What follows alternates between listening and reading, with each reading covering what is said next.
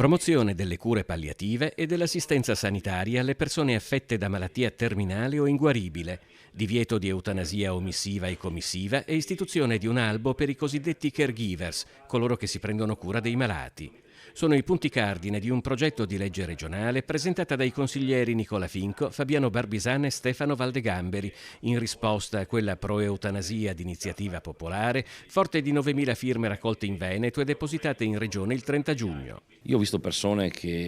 in momenti anche di difficoltà con la malattia, con l'affetto e la vicinanza ai propri cari, ovviamente con delle cure palliative, antidolore adeguate, hanno avuto sempre la voglia di vivere fino all'ultimo respiro.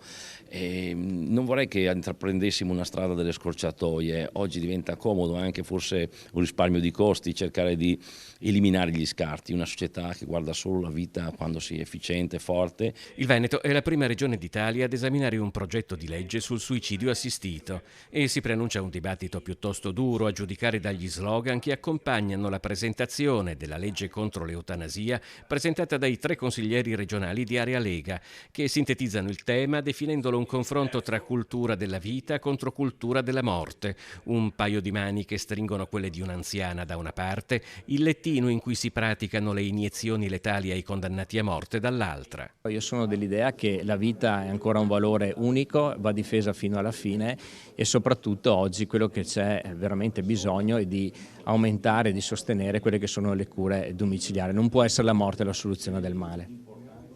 Anche quando non c'è più niente da fare.